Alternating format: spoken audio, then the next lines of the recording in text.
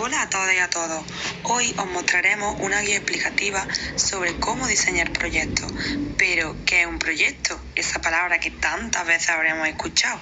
Pues bien, en pocas palabras podemos decir que un proyecto es un conjunto de actividades que se encuentran conectadas entre sí, las cuales se realizan con el objetivo de dar lugar a una serie de recursos que sean capaces de subsanar todas aquellas necesidades que puedan estar presentes en un colectivo de personas determinado, tanto en un tiempo como en un lugar concreto.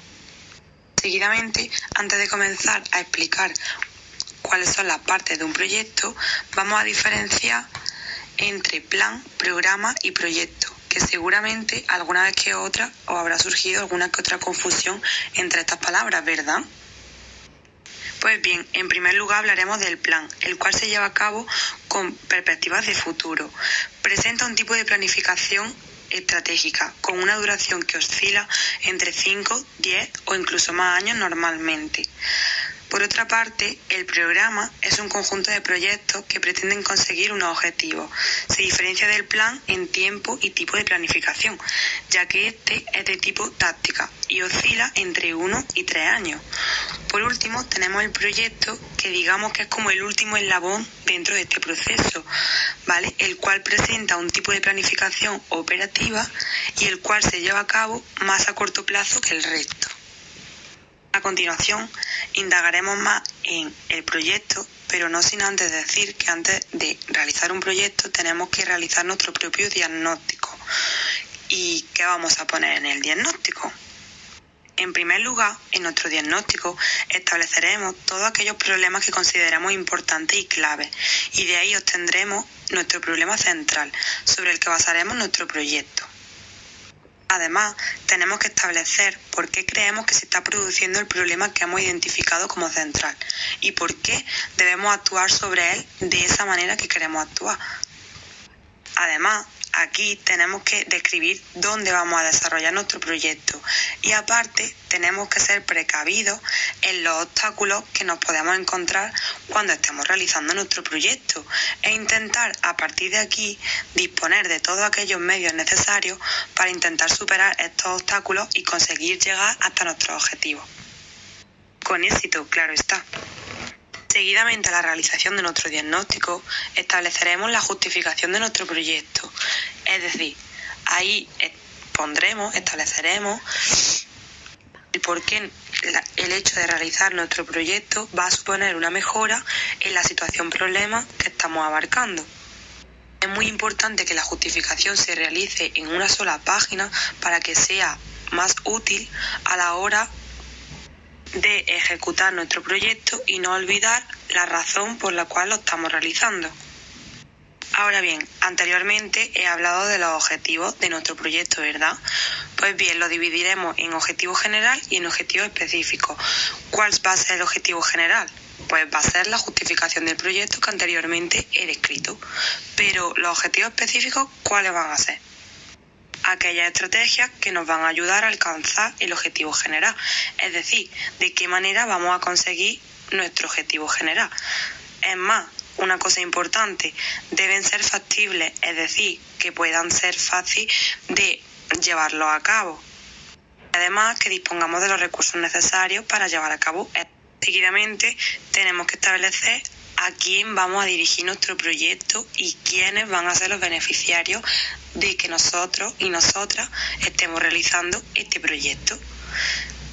Por otro lado, tenemos que establecer qué actividades vamos a realizar con el colectivo determinado que hayamos elegido en función del problema que hayamos detectado, ¿vale? Y muy importante y no olvidar que estas actividades se deben de realizar en orden cronológico.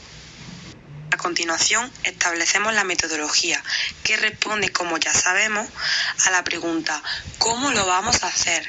Es decir, son la serie de pasos que vamos a seguir para ejecutar las actividades que anteriormente hayamos establecido.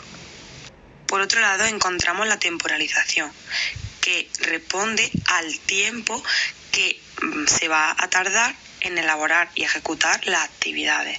Es decir, cuánto tiempo vamos a necesitar para poder llevar estas actividades a cabo de manera exitosa. Un aspecto importante que no puede fallar en nuestro proyecto es la evaluación, puesto que no se puede dar por finalizado un proyecto hasta que no se evalúa, es decir, hasta que no se vea si se han realizado todos los apartados anteriores. Y es más, tenemos que evaluar si hemos conseguido nuestros objetivos, los objetivos que nos propusimos al principio de nuestro proyecto. Casi terminando con el diseño de nuestro proyecto, hablaremos de los recursos, los cuales son muy importantes. Esta etapa responde a la pregunta ¿con qué se va a hacer? Aquí distinguimos 3 series de recursos. Recursos humanos, como bien su nombre indica, es el personal necesario y voluntario. Los recursos materiales son los medios e instrumentos necesarios para que nuestro proyecto sea un verdadero éxito. Y los recursos monetarios, es decir, son necesarios para prestar ayuda económica a las personas, como familias o grupos que van a formar parte de nuestra intervención. Por último, y para finalizar nuestro proyecto, no podemos olvidarnos del presupuesto, que es muy necesario para identificar todos los gastos e ingresos que nos han supuesto nuestro proyecto. Y es más, debemos de buscar una relación que sea equilibrada entre ambos, es decir, entre los gastos y entre los ingresos. Pero, ¿qué debemos incluir en cada uno?